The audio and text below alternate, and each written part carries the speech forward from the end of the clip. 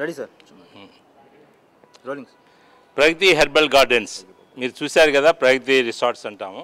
ఇదేంటంటే ఒక అద్భుతమైన కలెక్షన్ అనమాట. దేంట్లో మన భారతీయ సంస్కృతిలో ఏ అయితే పవిత్ర వృక్షాలు అంటున్నారో, ఏ అయితే ఒరిజినల్ సిస్టమ్ ఆఫ్ మెడిసిన్ అంటున్నారో, ఏదైతే ఫుడ్ ఈజ్ ద మెడిసిన్ అంటున్నారో, దాని గురించి మీరు ఆలోచిస్తే ప్రపంచంలో భారతదేశం ఒక గొప్ప ఉన్నతోన్నత స్థితిలో ఒకప్పుడు ఉన్నది అనేది ఘంటాబద్ధంగా చెప్పవచ్చు.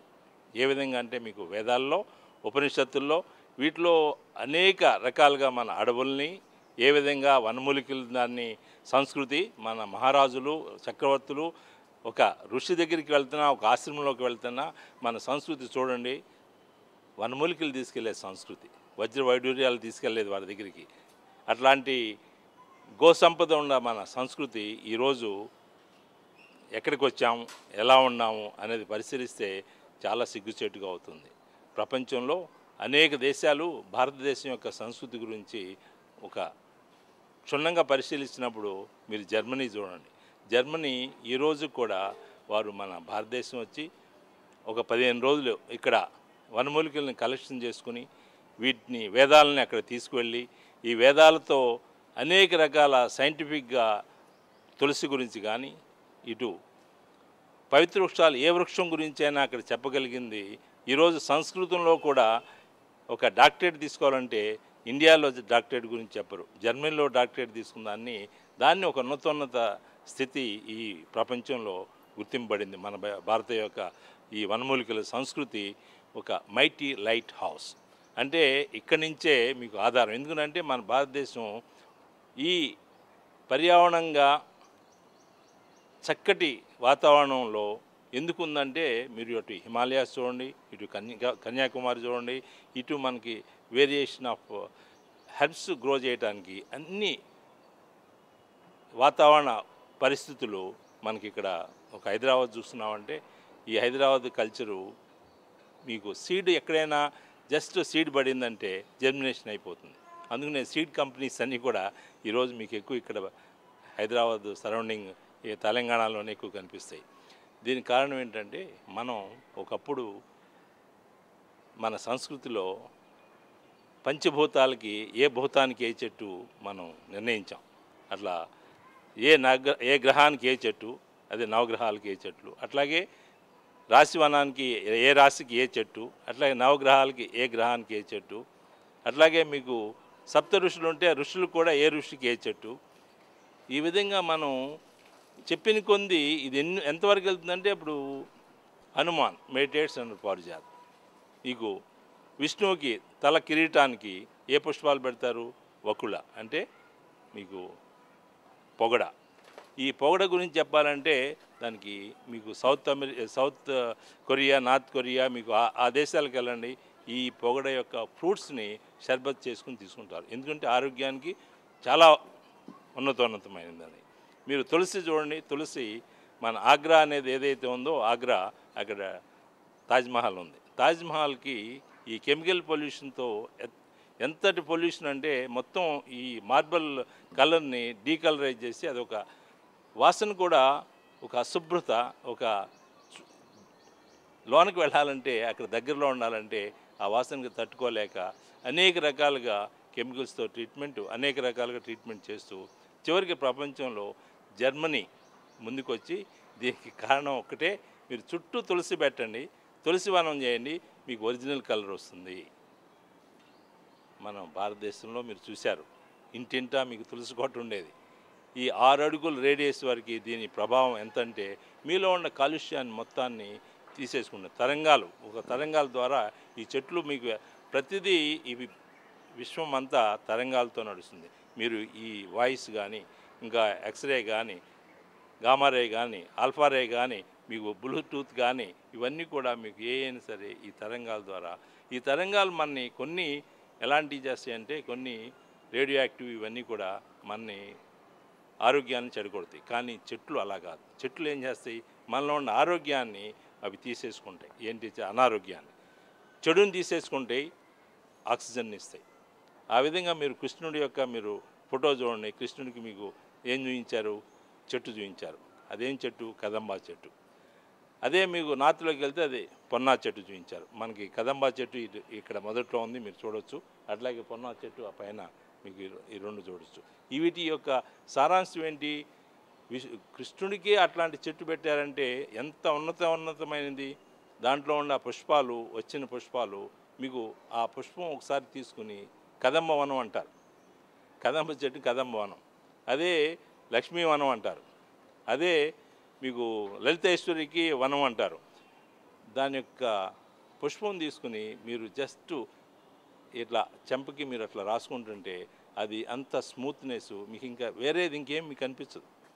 అట్ ద సేమ్ టైం ఆ అరోమా తీసుకుంటుంటే అనేక రుగ్మతులు పోతాయి. అట్లాగే పొన్న కూడా ఈ పొన్న కూడా మీకు ఆ సుగంధం, దాని నుంచి వచ్చే సుగంధం, ఆ తెలుపులో టించెడ్ అది దాంట్లో ఉన్న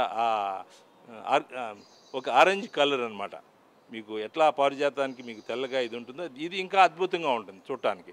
ఇది ఇంకా మన్నిగ్గా ఉంటుంది, ఎక్కువ రోజులు ఉంటుంది.